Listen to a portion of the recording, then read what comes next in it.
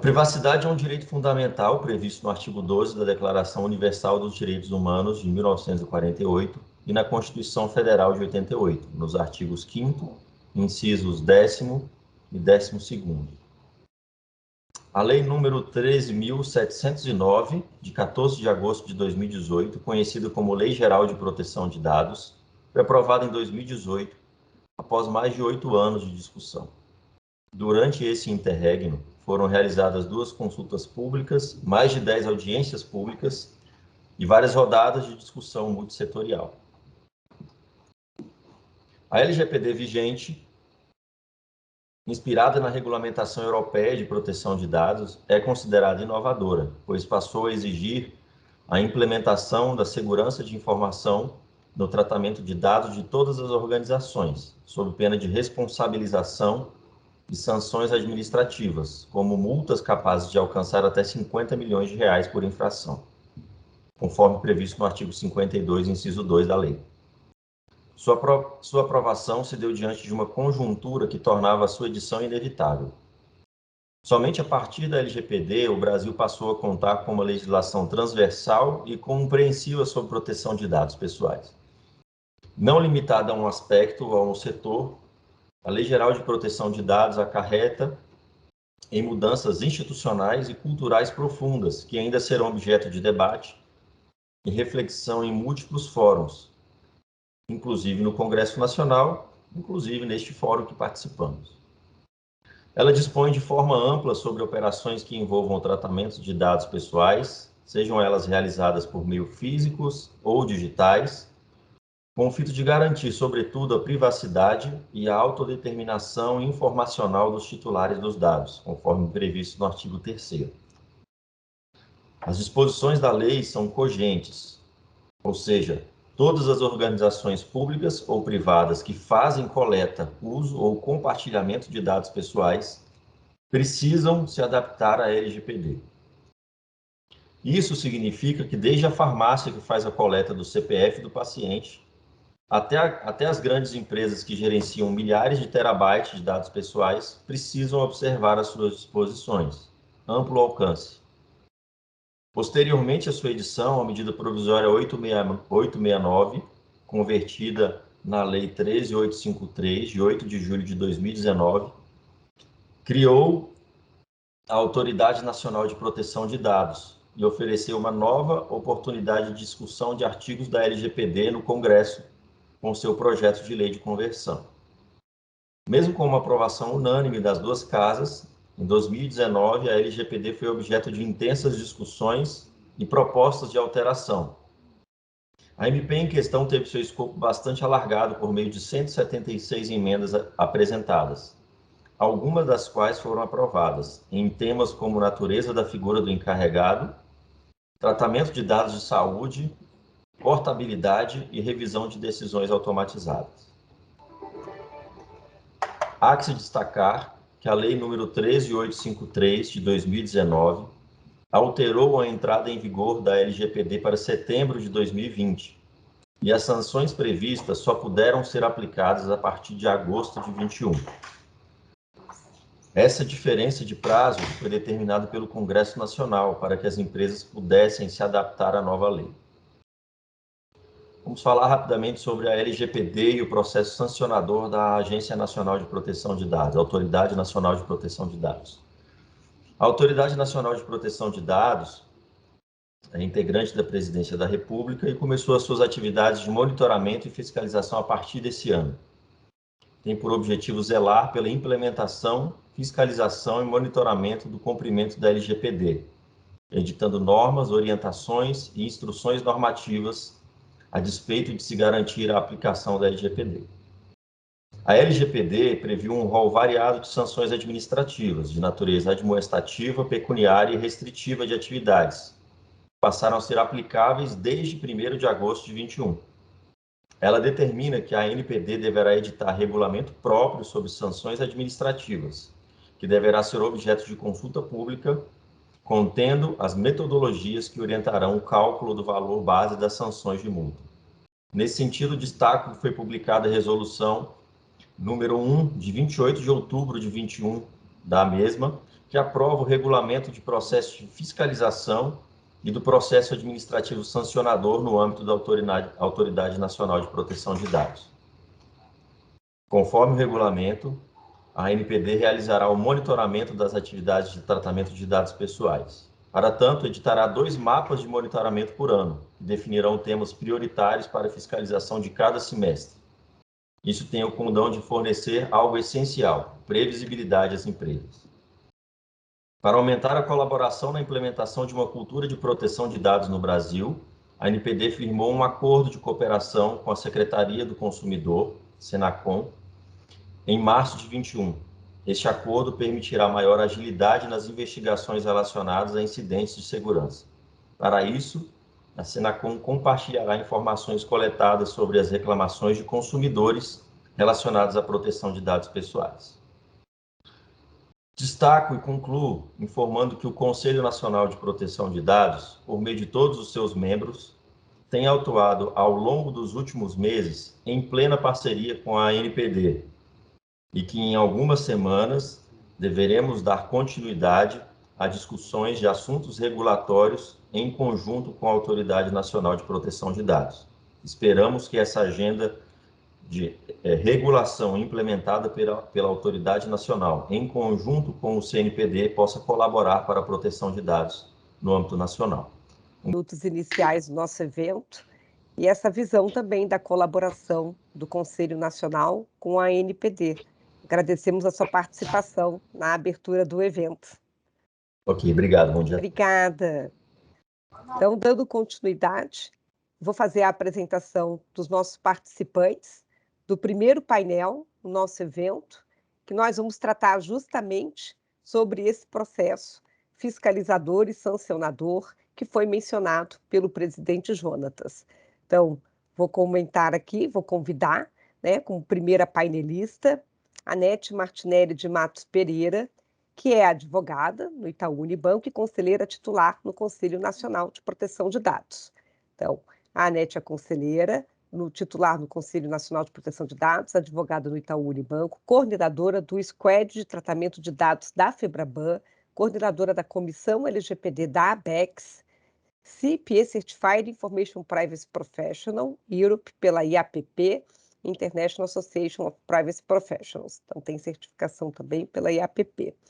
Vou convidar também a participar do nosso painel o Dr. Fábio Medina Osório, presidente executivo no Instituto Internacional de Estudos de Direito do Estado, do IED, que também está aqui viabilizando o nosso evento em parceria, o IED, sócio titular do Medina Osório Advogados, exerceu em 2016 o cargo de ministro-chefe da Advocacia Geral da União, é presidente executivo do Instituto Internacional de Estudos do Direito de Estado, IED, advogado, doutor em Direito Administrativo pela Universidade Complutense de Madrid, onde foi orientado pelo catedrático Eduardo Garcia de Enterria, mestre em Direito Público pela Universidade Federal do Rio Grande do Sul, é presidente da Comissão Especial de Direito Administrativo Sancionador da OAB Nacional de 2019 a 2022.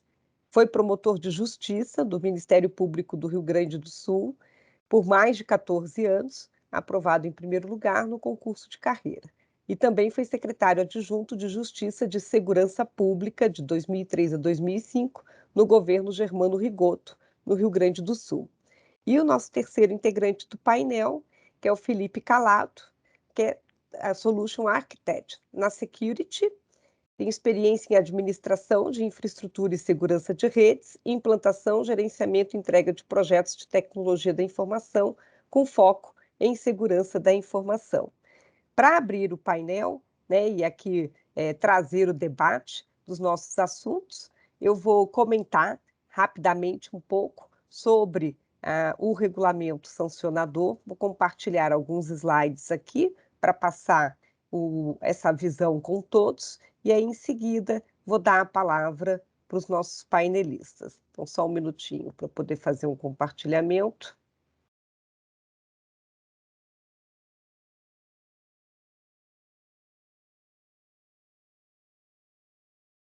Acho que já está dando para ver. Só me dá um okzinho se passou o slide, gente. Deu certo? Tá. Então, o Regulamento de Fiscalização e Procedimento Administrativo Sancionador da Autoridade Nacional de Proteção de Dados, como foi dito, foi publicado em 29 de outubro de 2021. Então, o Conselho Diretor aprovou o regulamento depois de ter sido passado por consulta pública com a resolução CD-ANPD número 1, publicado no Diário Oficial. Ele é aplicável aos titulares de dados, aos agentes de tratamento, pessoas naturais ou jurídicas de direito público ou privado e demais interessados no tratamento de dados pessoais. O processo de fiscalização está norteado por atividades de monitoramento, orientação e prevenção, comentado inclusive pelo presidente Jonatas do CNPD e que mencionou que há 2 mapas de monitoramento que devem ser feitos pela ANPD, um por semestre, para garantir previsibilidade. E lembrando que também deve seguir a Política Nacional de Proteção de Dados, que ainda está para ser publicada, porque passará tanto pela ANPD como pelo Conselho, e que deve mencionar os setores críticos da sociedade que devem estar passando pelo ciclo de monitoramento como prioridade. Importante essa atuação conjunta entre a ANPD e os órgãos e entidades da administração pública. O próprio presidente Jonatas mencionou o convênio com a Senacom, que vai apoiar aí essa capacidade de capilaridade e ação, por isso esse compartilhamento de informações relacionadas às questões de consumidor. Os atos administrativos serão realizados, em regra, por meio eletrônico, então hoje você acaba tendo esse meio de diálogo por via eletrônica e por via de videoconferência, sendo o formato físico uma forma excepcional. As normas que regulamentam o processo administrativo no âmbito da administração pública federal estão previstas na Lei 9784 de 99 e se aplicam de forma subsidiária ao regulamento. A ANPD prevê a possibilidade de celebrar termos de ajuste de conduta, os conhecidos TACs, em sede de processo administrativo sancionador, cujas regras seguirão regulamentação própria a ser editada pela autoridade. O titular deve recorrer previamente ao controlador, para que então possa submeter seu requerimento à ANPD.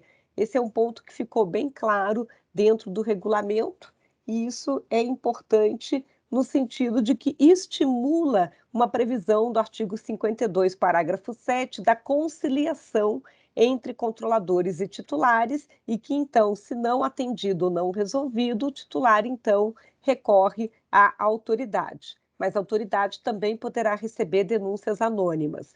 Em caso de aplicação de sanção monetária, se não houver pagamento até a data de vencimento, o devedor poderá ser inscrito no Cadastro Informativo de Créditos Não Quitados ao Setor Público Federal, CADIM, e o débito poderá ser inscrito na dívida ativa da União. Lembrando a todos que aquela previsão de aplicação das multas previstas do artigo 52, que pode chegar a 2% de faturamento até R$50 milhões por infração. O processo administrativo seguirá as prioridades de tramitação previstas em lei, e os prazos do processo administrativo serão contados em dias úteis.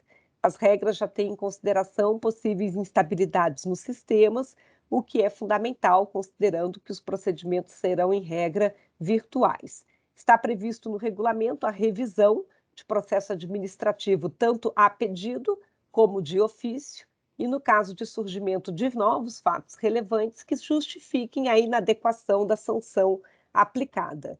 O pedido de revisão da decisão transitada em julgado não impede que os efeitos da sanção sejam aplicados. O primeiro ciclo de monitoramento tem início nesse mês de janeiro de 2022. Inclusive, também está previsto a publicação, ainda dentro desse mês, do relatório anual da autoridade, fechando o seu primeiro ano de atividades. O ciclo será anual e resultará em relatório que incluirá uma avaliação e prestação de contas e planejamento da ANPD. Então, a partir do início desse ciclo, que começa agora em janeiro, vamos ter um relatório anual do ciclo de fiscalização, nesse primeiro ano de fiscalização. E aqui é uma ideia de fluxo né, desenhada, né, então com a lavratura de auto de infração, como que estão os prazos previstos dentro do regulamento. Então, você teria 10 dias úteis da intimação do agente de tratamento interessado para a defesa do autuado e juntado, então, de produção de provas, inicia a fase de instrução, aí alegações finais, 10 dias úteis, vai para relatório de instrução, encerra-se a fase de instrução, segue concluso para decisão da Coordenação Geral de Fiscalização, e aí, quando vai para a decisão, né, você pode ter tanto uma decisão de arquivamento, né, e aí 10 dias úteis, trânsito em julgado da decisão, decorrência aí do prazo para cumprimento de cessão pecuniária e cobrança e execução da sanção pecuniária, como recurso administrativo ao conselho diretor, que poderá ter efeito suspensivo, né, dependendo, você tem ali na decisão um juízo de reconsideração, né, e aí 10 dias úteis, né, vai para também o recurso administrativo ao conselho diretor, podendo não ter uma nova decisão e uma nova intimação.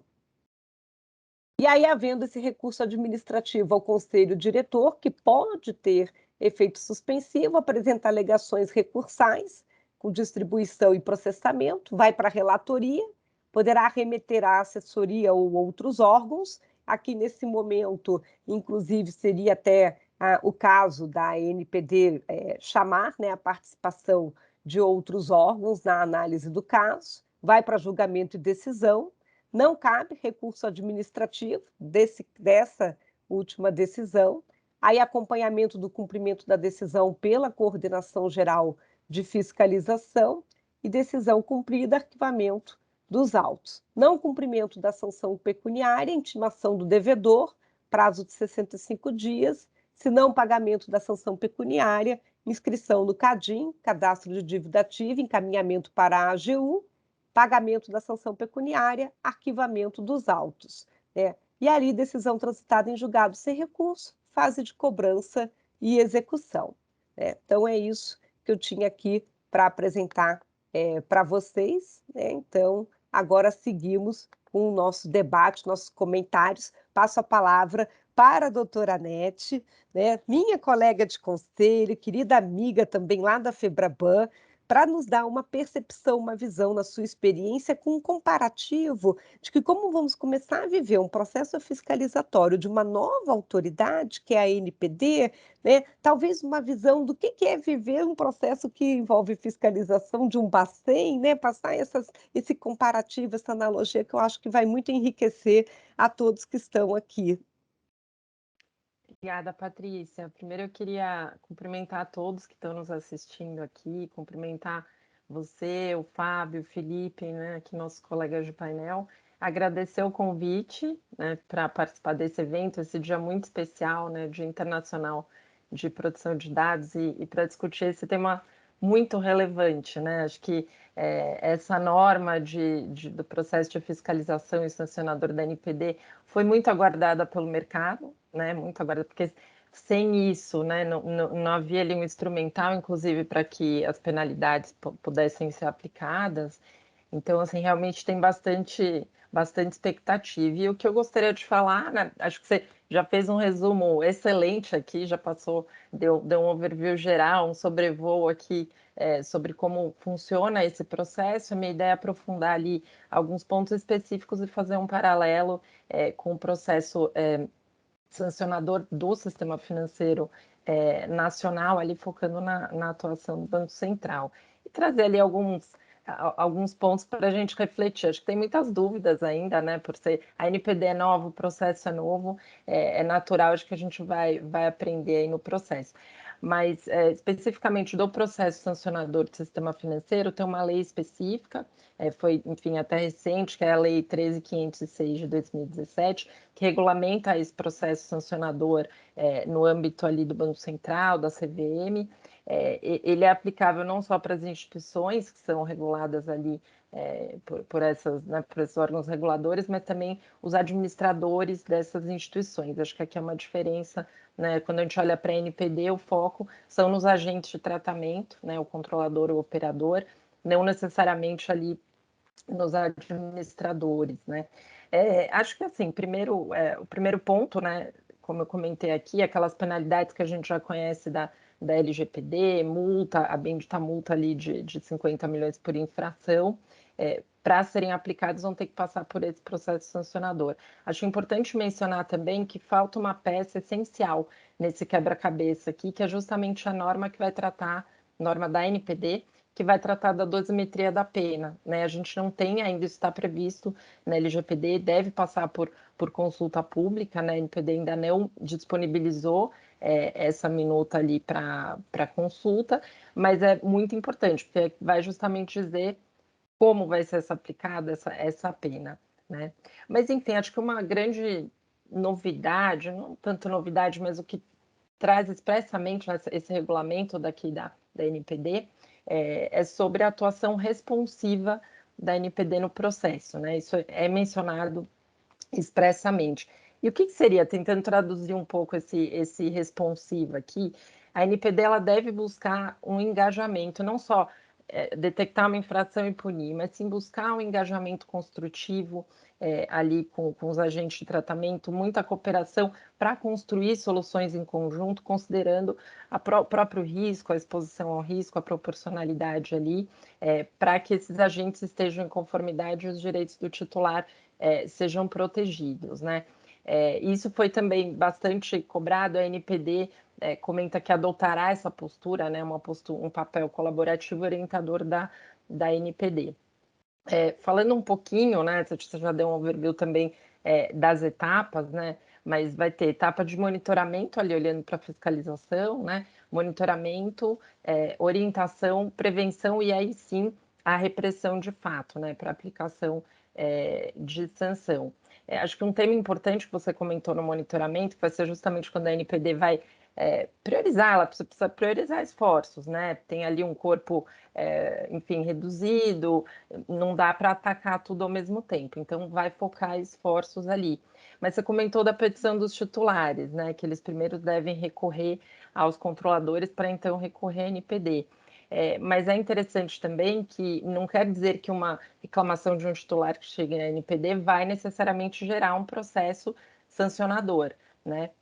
Na verdade, a NPD ela vai fazer essa avaliação de forma agregada dessas petições, deve ter ali alguma solução padronizada. Em princípio, isso é bom, acho que traz eficiência, mas pode ser também que nessa decisão padronizada, a gente está falando aqui de vários mercados, nem sempre as situações são exatamente iguais, a gente precisa observar se essa aplicação teria ali padronizada, eventualmente teria algum problema, mas sem dúvida é uma coisa boa. Eu acho que falando, o Banco Central também tem mecanismos de reclamação, né? As pessoas podem recorrer ao Banco Central depois de ter recorrido à ouvidoria, enfim, das instituições financeiras. O Banco Central avalia, faz ali a intermediação, né? Encaminha ali a reclamação, tem uma resposta da instituição financeira, pode ou não ter uma procedência. Da mesma forma, não quer dizer que vai haver um processo administrativo ou uma atuação individual ali do Banco Central nesse ponto, né? Mas se houver muitas, né, reclamações de titulares, enfim, ou no caso do sistema financeiro, muitas reclamações sobre o mesmo assunto, seguramente isso vai alimentar ali, vai chamar a atenção do regulador para entender o que está acontecendo. Falar muito brevemente da atividade de orientação, porque acho que ela é bem importante, né? Inclusive nessa atuação responsiva da NPD. A NPD está previsto, né, que ela vai elaborar guias, disponibilizar guias, modelos de documentos, mecanismos, né, de avaliação de risco pelos agentes de tratamento, justamente para auxiliar, né, nessa conformidade. Ela pode, inclusive, recomendar que um determinado agente faça treinamentos ou cursos, né, e tem um ponto importante também, que são medidas de orientação aqui, a NPD reconhecer as boas práticas, né, as regras de boas práticas, também os programas ali de implementação, pode mandar um determinado agente de tratamento implementar um programa de governança e proteção de dados. E aí, lembrando que essas medidas não são obrigatórias pela LGPD, né, elas são opcionais, mas traz ali a possibilidade da NPD justamente recomendar. E lembrando a importância desses instrumentos também, boas práticas, ou mesmo um programa ali de governança em privacidade, é que se houver uma infração e aí uma investigação, esses elementos vão ser levados em consideração, né, na minha visão, de forma positiva ali, para o agente de tratamento na interação com a NPD. Então, é bem importante. E aí a gente passa para a atividade preventiva também, né? Que aí, inclusive, a norma traz essa necessidade de uma construção conjunta, dialogada, né, de soluções ali para reconduzir, enfim, ou garantir ali a conformidade do agente de tratamento para a LGPD. E aí tem alguns instrumentos, e está dito expressamente, obviamente, essas ações não são consideradas penas, mas elas podem ter um efeito bastante grande, pode ter um impacto muito grande, porque quais serão essas medidas, né? Quais serão essas medidas ali de correção? Mas um primeiro instrumento é a divulgação de informações, então a própria NPD poderia divulgar rankings, por exemplo, de grau de resolução de pedidos de titulares, pode pedir que um determinado agente de tratamento publique essa informação também. Né? Nessa linha, o Banco Central tem, inclusive, ranking ali de reclamações das instituições, então é previsto um mecanismo semelhante, mas tem também aviso, tem solicitação de regularização, informe, né? Que aí sim a NPD pode pedir correções, né? Pedir que aquele agente de tratamento atue num determinado caso concreto, inclusive menciona que só pode haver uma prorrogação de prazo. Então, vamos ver que a NPD peça uma determinada providência, aquele agente vai, enfim, tem ali uma limitação de prazo expressa. E aí é previsto também um plano de conformidade, quer dizer, então, se tem uma questão mais complexa ou várias ações que têm que ser tomadas, seria, enfim, combinado ali, construído um plano de conformidade entre esse agente de tratamento e a NPD, aí com várias ações previstas, prazos, quais são os resultados que se espera disso, monitoramento. E está dito expressamente que também, se o agente não cumpre, né, esses planos, enfim, essa solicitação de regularização, aí sim pode escalar para um processo administrativo sancionador, inclusive se não for cumprido esse plano, enfim, essas medidas ali preventivas, pode ser considerado um agravante de eventual pena ali no processo. Agora, sempre vai ter, sempre haverá essas etapas prévias antes de um processo sancionador? Não, né? Se a infração for grave, enfim, houver muito dano, a NPD pode partir diretamente ali para o processo sancionador, inclusive pulando a etapa do procedimento preparatório, né? Ao próprio processo, que em geral tem ali levantamento de informações, enfim. Agora, o que a gente depende disso, né? Parece que a NPD sim vai buscar esse diálogo com o mercado, esse diálogo anterior para tentar, digamos, resolver, né, esses problemas antes de fato de punir de um processo sancionador, então atuando ali de forma responsiva, mas como eu comentei, não há muita visibilidade de quais seriam essas ações e qual é o limite ali da NPD de determinar uma providência, né, qual o alcance disso, e a gente sabe que isso pode não ser fácil, né? Então, pode envolver outros agentes de tratamento, prestadores de serviço, ou eventualmente alterações em sistemas. Então, acho que precisa haver uma proximidade muito grande ali com a NPD e na construção desses planos, que eles não sejam, de alguma forma, impostos unilateralmente, mas levem em consideração, enfim, a capacidade ali do agente e de fato, que pode ser feito. E aí, fazendo aqui um paralelo com o Banco Central, ainda que não esteja expresso, né, assim, que o Banco Central vai atuar de forma responsiva, é assim que a autoridade se comporta, né? Existe uma proximidade muito grande do regulador com os entes regulados, um contato muito próximo, esse diálogo prévio. Aliás, é uma atuação bastante intensa, demanda bastante dos regulados atender, são várias requisições, pedidos de informação, esclarecimentos, às vezes também pedidos ali de correção, mas existe uma abertura grande ali com o regulador para construir essas soluções em conjunto, né? Inclusive o regulador, né, no caso do Banco Central, conhece bastante o mercado, então também conhece os impactos ali do que eventualmente determinar. Então, isso é bastante positivo. E aí, só o que realmente, né, é mais grave segue ali para um processo sancionador. Inclusive, é previsto nessa norma, né, que o Banco Central, mesmo a CVM, pode utilizar outros mecanismos ali que ele acha mais eficientes com relação à supervisão, que eles sejam mais efetivos, ao invés de necessariamente abrir um processo sancionador. Claro, sempre observando ali o princípio da finalidade, razoabilidade e eficiência.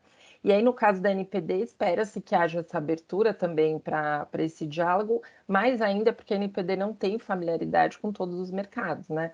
O regulador financeiro, ele olha ali o mercado financeiro, obviamente olha praticamente tudo desse mercado, a NPD foca em produção de dados, privacidade, porém de todos os mercados. Então, é uma atuação bastante ampla. Acho que uma questão importante também nesse processo de fiscalização, né, da NPD, ela vai ter amplo acesso, né, está previsto ali na norma, amplo acesso a sistemas, aplicativos, informações, né, realmente um acesso ali de fato, e é obrigação, né, das partes ali fornecerem essas informações, sob pena de se considerar que há uma obstrução da investigação da NPD. E assim, é claro que a NPD deve, né, deve fiscalizar ali os agentes, mas essa atuação ela deve respeitar limites legais de atuação também, né? Tem que se basear ali em casos concretos e avaliar questões de dados, não é para avaliar tudo, né? Absolutamente tudo, outras relações que não sejam ali com relação a tratamento de dados. Isso se aplica a todos os reguladores, porque a atividade de fiscalização ela é por natureza exorbitante, né? Então ela deve ser sempre exercida com razoabilidade, sem necessariamente um ônus excessivo ali, e sempre em observância aos princípios que regem a administração pública e também o devido processo legal. E aí, por fim, temos a própria atividade repressiva da NPD, acho que você já tratou aqui, trouxe um resumo, só pontuando algumas questões aqui, né?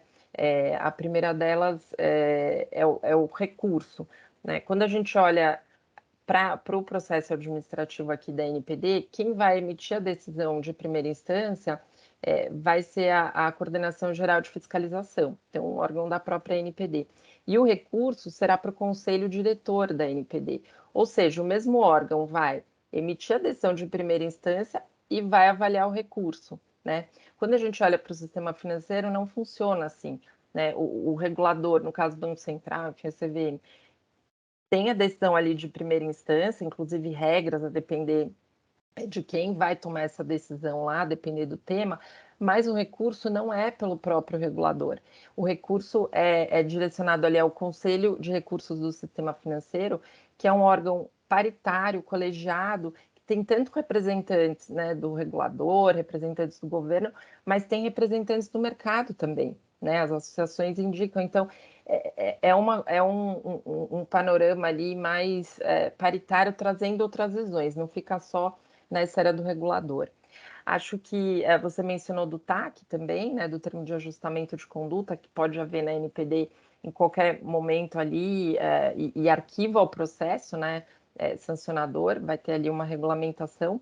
No Banco Central também tem previsão semelhante ao termo de compromisso, né? E esse instrumento, que é alternativo ao processo sancionador, ele pode ser firmado ali a qualquer momento antes da decisão de primeira instância, pressupõe também um recolhimento de uma contribuição pecuniária, necessariamente, né? Mas ele não importa em confissão sobre a matéria de fato, não reconhece ali que houve uma ilicitude, mas resolve, né, o processo. Então, é um mecanismo bastante utilizado. E assim, eu já vou partir para a conclusão aqui. Acho que um ponto muito importante vai ser a interação da NPD, mesmo no processo sancionador, com outros órgãos reguladores, tá? Previsto expressamente também na LGPD, essa coordenação de atividades e tudo mais, mas especificamente no processo sancionador, as penalidades mais graves, então, de suspensão ali de um banco de dados, suspensão, proibição numa atividade de tratamento, além dessas penas só poderem ser aplicadas depois de penas menos graves, se for num setor regulado, o órgão regulador tem que ser ouvido, né? E isso é importante. Não está claro no regulamento como vai ser isso, como vai ser ele vai ser ouvido e tudo mais, mas é importante que haja, porque uma decisão da NPD pode ter um efeito sistêmico num determinado mercado, né? Pode mandar parar ou fazer alguma coisa que prejudique o funcionamento do mercado regulado. Então, vai ter essa interação. Acho que encerrando aqui, né, como eu comentei, o processo é novo, essas regras tem muitas dúvidas ainda, a gente vai ter que observar como vai ser essa atuação responsiva da NPD, essas atividades de monitoramento preventivo, etc. Como vai ser essa coordenação com outros órgãos também, né? E avaliar os desdobramentos disso na vida real. Acho que certamente a gente vai ter material aí para muitos outros painéis. Patrícia, eu vou encerrar por aqui para ficar no horário. Obrigada. Obrigada, Anete, pelas suas considerações, foram muito ricas, e sim, sempre o tempo é curto, né, para tantas reflexões que a gente precisa fazer. Agora eu vou passar a palavra para o doutor Fábio Medina, para justamente comentar aí, né, o que seria essa questão da gente lidar com um processo sancionador, como da autoridade. Acho que você fez uma colocação muito pertinente, Anete, de que ainda temos que ter essa norma de dosimetria da pena, né, que ainda fica essa questão de como vai ser o peso, né, da mão para entender gravidade, né, em termos das situações que vêm ocorrendo.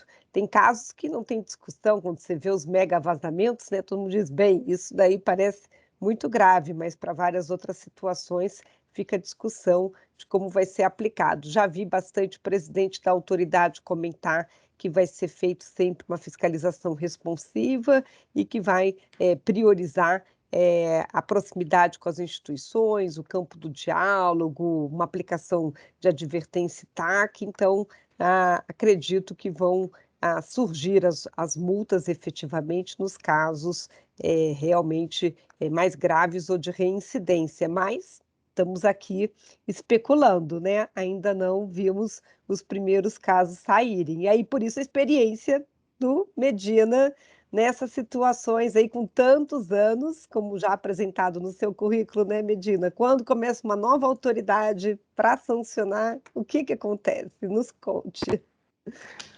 Bom dia a todos. É uma satisfação estar aqui nesse seminário organizado pela Patrícia Peck e o Instituto Internacional de Estudos de Direito do Estado, que nós representamos aqui.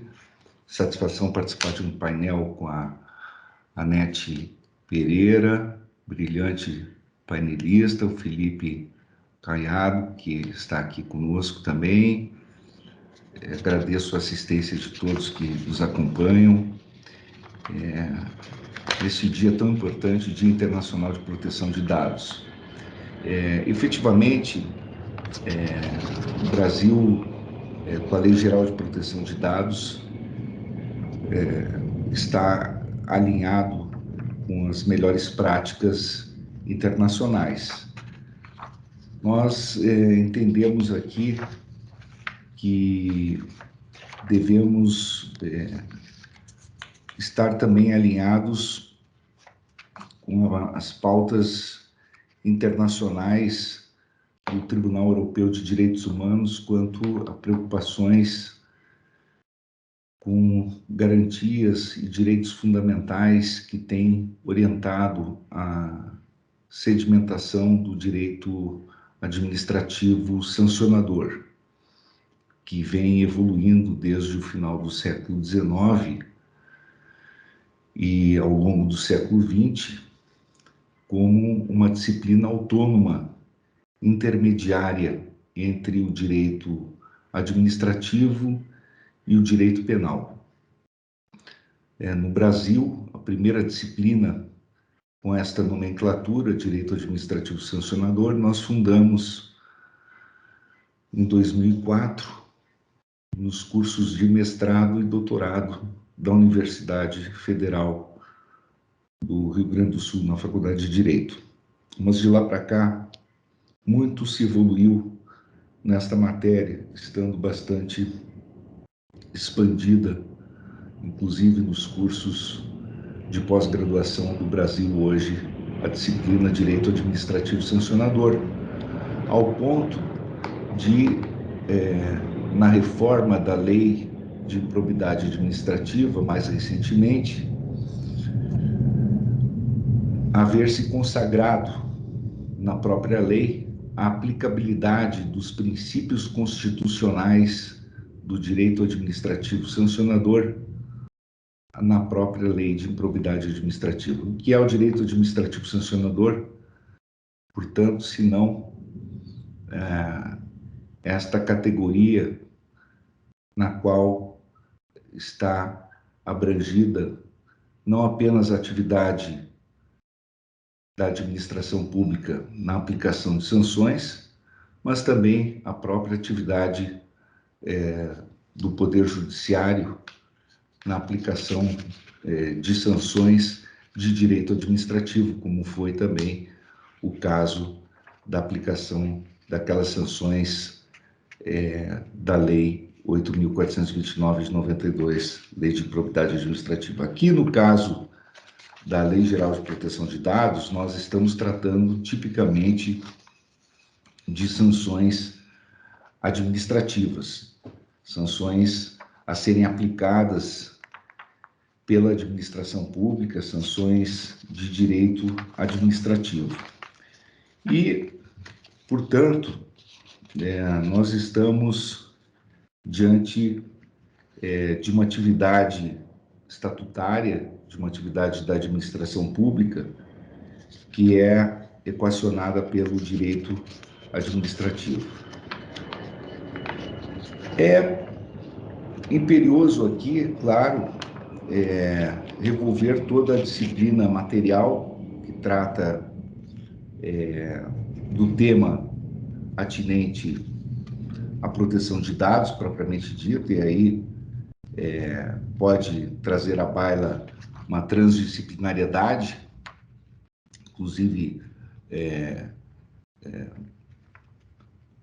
revolvendo aí direitos dos consumidores, que é outra matéria, direito digital, enfim, outros direitos que são afetados, direitos relacionados à privacidade, direito civil propriamente dito, outros direitos fundamentais que podem ser afetados e que são regulados pela ordem jurídica, que são direitos, inclusive, constitucionalmente protegidos e que têm interface com o direito administrativo e que são protegidos pelo ordenamento jurídico nacional e pelo ordenamento jurídico internacional. No caso, a Lei Geral de Proteção de Dados, portanto, ao estender esta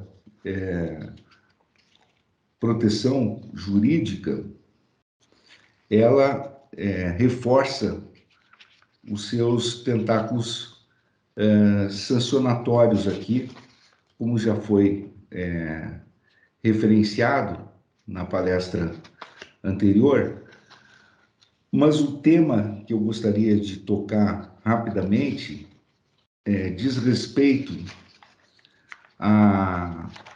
ao ângulo da tipicidade, que é muito importante, e algumas peculiaridades do direito brasileiro em comparação com o direito da União Europeia e com o tratamento que tem sido dispensado pelas cortes constitucionais europeias e também pela ordem normativa emanada do Tribunal Europeu de Direitos Humanos. Como isso deve ser desenvolvido pelo direito brasileiro, como isso será desenvolvido posteriormente pelo direito brasileiro e como isso pode se desdobrar também no âmbito normativo a partir, eventualmente, do próprio Poder Executivo. Muito bem. Qual é o tratamento hoje emanado do Poder Executivo e como isso pode se desdobrar no Poder Judiciário? Um primeiro olhar aponta para uma espécie de tratamento no âmbito normativo pelo Poder Executivo que desenvolve essa tipicidade no direito administrativo sancionador da Lei Geral de Proteção de Dados como sendo uma tipicidade que Manuel Atienza, um teórico desta matéria, relacionaria como os chamados ilícitos atípicos. Como seria Alejandro Neto também trataria esse tipo de tipicidade no direito administrativo sancionador, talvez validamente, um conglomerado de tipos abertos relacionados mais ou menos indiretamente com as sanções, de tal modo que se diferenciariam fundamentalmente dos ilícitos penais, de forma até radical, para permitir essa diferença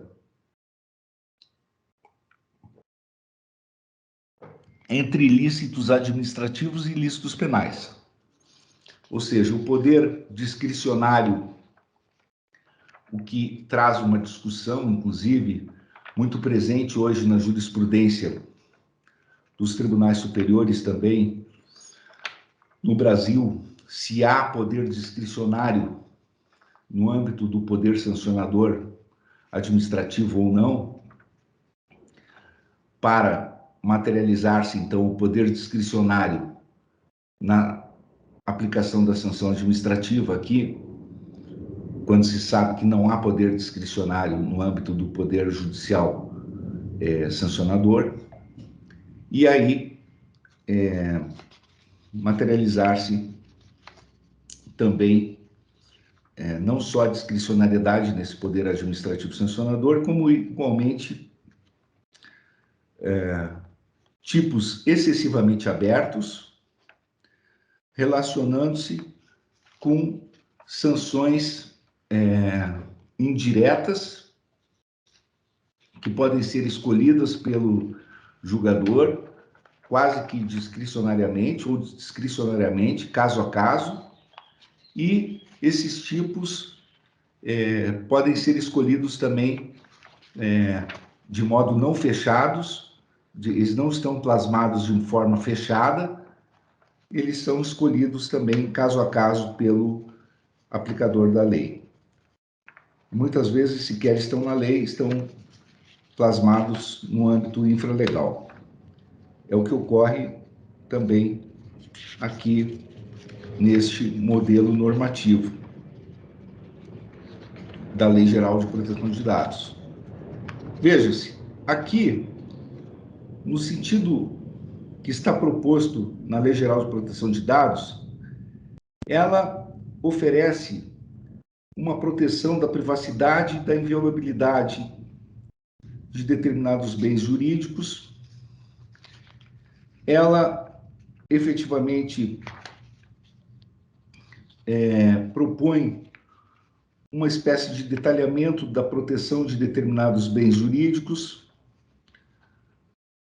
Os destinatários das sanções administrativas são determinados sujeitos.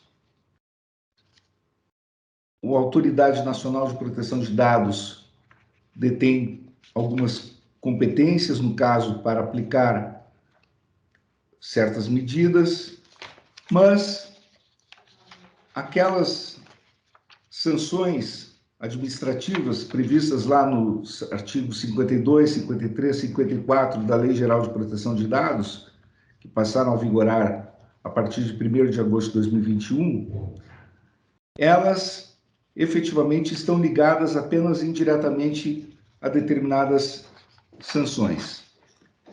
E, portanto, os tipos tornam-se abertos, compostos por conceitos jurídicos indeterminados e ligados de forma indireta a sanções. Esse Regina, modelo difere... Eu vou só deixar assim para você concluir mais um minutinho, porque a gente tem que fechar o painel daqui a pouco e falta o Felipe. esse modelo difere do que preconiza as legislações espanhola, portuguesa, as legislações europeias e o que preconizam os precedentes do Tribunal Europeu de Direitos Humanos, nos paradigmas referenciados para o direito administrativo sancionador, em termos de fechamento de tipicidade. Como se concretizará o fechamento dos tipos sancionadores no âmbito da jurisprudência para a aplicação da lei em cada caso concreto? Esta é a questão a ser dirimida por ocasião em que se enfrentará a tipificação em abstrato que se propõe na lei para cada caso concreto, diante da gravidade das infrações e da proposta legislativa, normativa e ato que será confrontada com a tipificação em concreto. O direito administrativo sancionador europeu, à luz da jurisprudência do Tribunal Europeu de Direitos Humanos, já delineou uma aproximação do direito administrativo sancionador com o direito penal, como se sabe. Essa jurisprudência foi delineada nos idos dos anos 90. E, mais recentemente, essa jurisprudência ficou ainda mais clara e suficientemente fechada em casos paradigmáticos, inclusive em precedente da Itália, quando, inclusive, invertendo a lógica em precedente paradigmático, rotulou uma sanção que fora aplicada como se fosse administrativa, como sanção penal. Então, uma sanção aplicada como se fosse administrativa foi rotulada como sanção penal pelo Tribunal Europeu de Direitos Humanos para fins de evitar o bis in idem. Imagine-se aqui uma sanção aplicada por um tribunal administrativo sendo rotulada como sanção penal para obstaculizar um outro processo penal pelo mesmo fato, para evitar a duplicidade de processos. Isso foi feito pelo Tribunal Europeu de Direitos Humanos simplesmente sob o argumento de que aquela sanção tinha uma natureza penal e não era uma pena privativa de liberdade. Era uma pena de natureza diversa da pena privativa de liberdade. Portanto, quando nós estamos tratando de penalidades que podem inviabilizar o funcionamento de empresas ou causar danos reputacionais ou restrições que atingem determinadas atividades econômicas, essas sanções não é porque elas contêm o rótulo de sanções administrativas que elas deixam de ostentar uma natureza semelhante à natureza penal. Essa é a gênese da aproximação que o Tribunal Europeu de Direitos Humanos fez do direito administrativo sancionador para o direito penal, para fins de aproximação das garantias.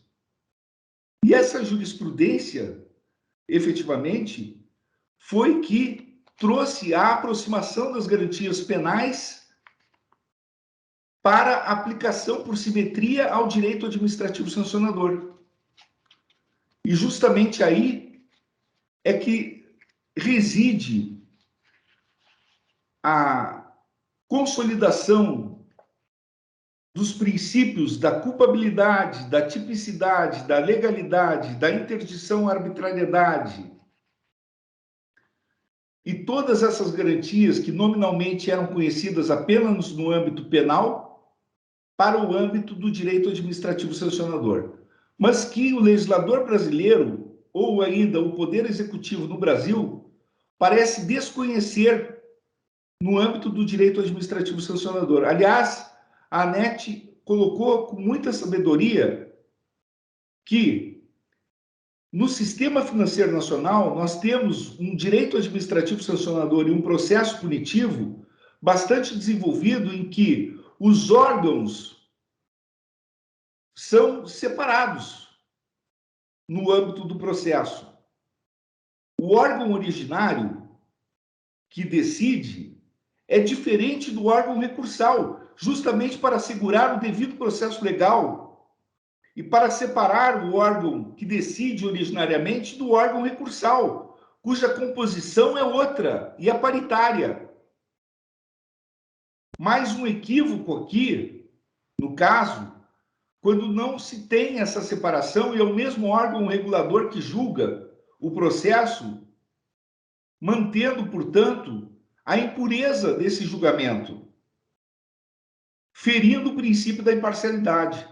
O que se quer dizer aqui é que nós temos ainda muito terreno para avançar na ANPD, e eu creio que, embora sejam as melhores intenções, o Brasil avançou muito com a Lei Geral de Proteção de Dados, precisava estar alinhado com as melhores práticas internacionais e está, e sabemos que a intenção da autoridade é promover um monitoramento e não é punir, e isso é extremamente salutar, já se sabe de antemão desta ideia e desta perspectiva, mas também a punição é importante para sinalizar no mercado uma força coercitiva, e quando isso acontecer, é preciso que o arcabouço normativo esteja bem posto, assim como a sinalização de um compliance efetivo nas empresas, em detrimento daquelas práticas conhecidas como compliance de fachada, que muitas vezes permearam práticas antigas que foram flagradas, por exemplo, no âmbito do compliance anticorrupção na Operação Lava Jato.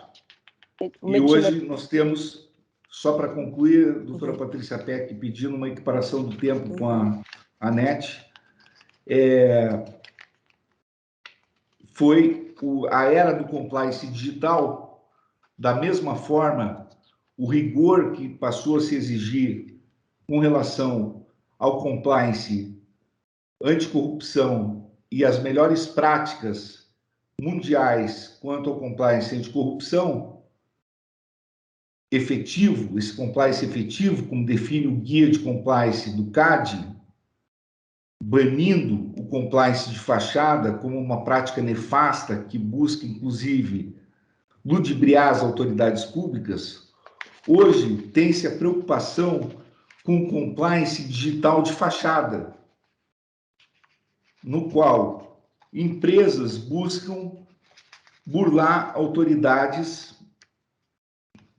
no que tange a práticas ilícitas e que certamente atrairão a atenção para o direito punitivo.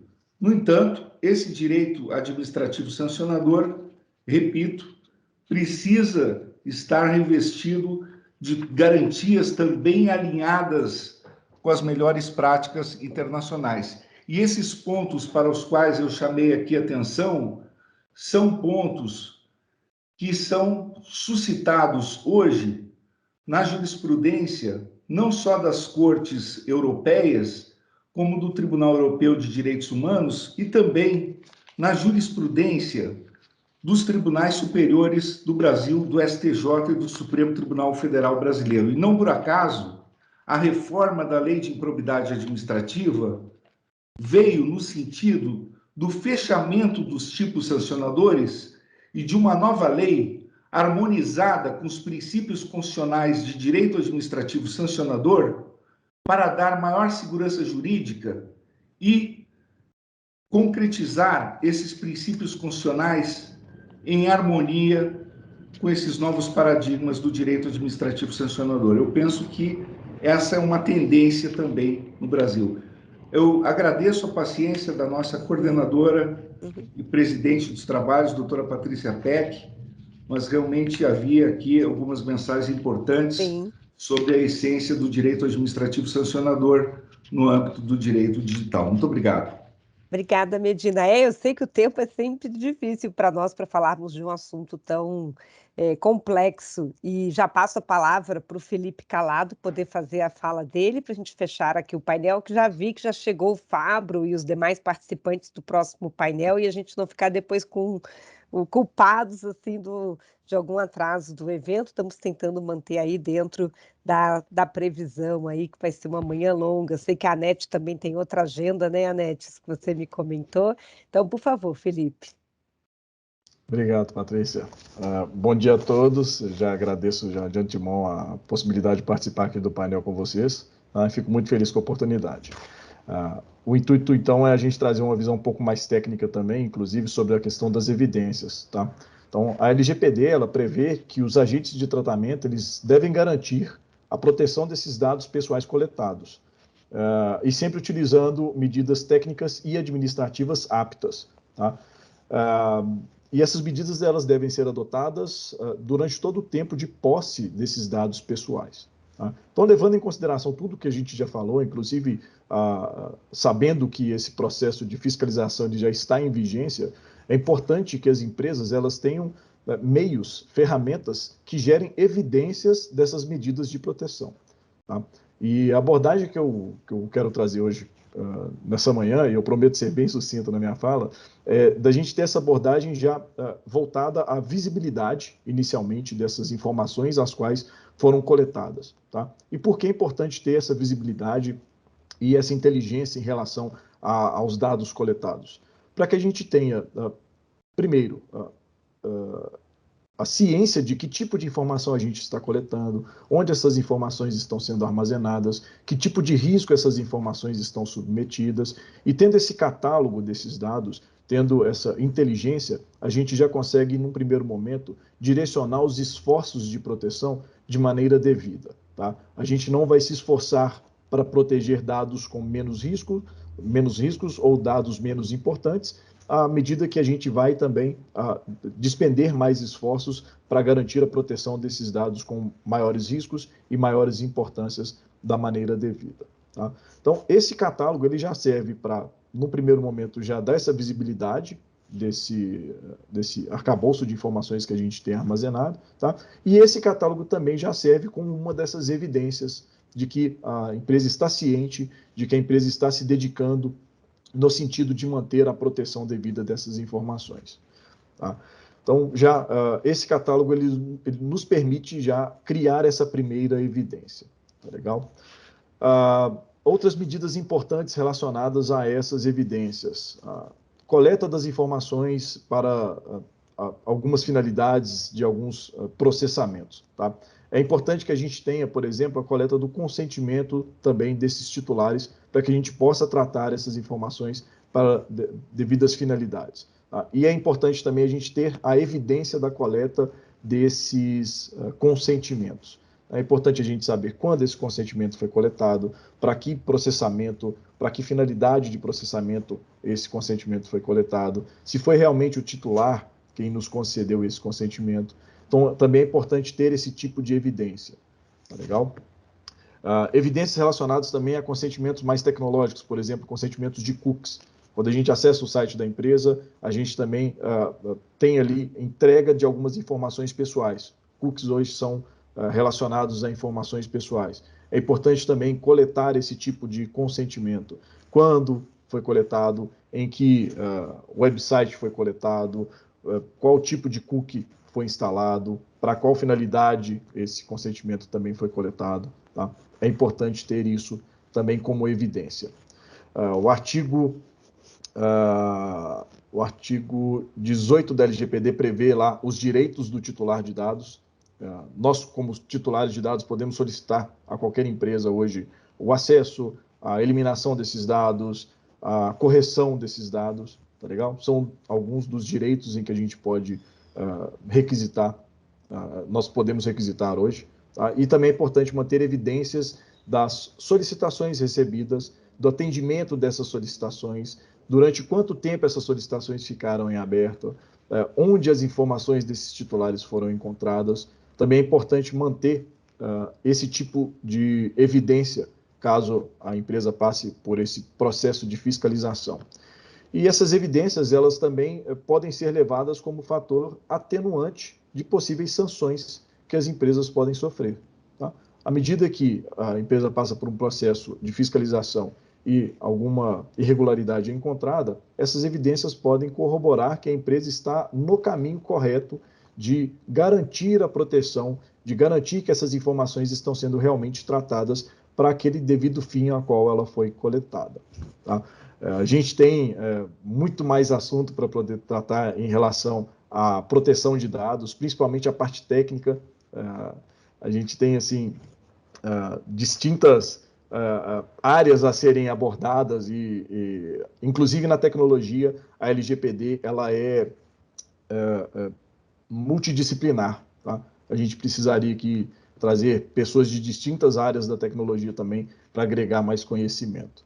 Tá? Ô, Felipe, eu acho que vale uma coisa que você disse, importante para todos que estão ouvindo, já que estamos falando de processo sancionador, acho que tanto a NET quanto o Medina vão concordar, é na hora que acontece aí a autuação que todo mundo lembra que precisa das evidências, precisa das provas, né? Como a gente já viu o caso que você morre na praia, que você diz, cadê a nossa evidência, né? Sem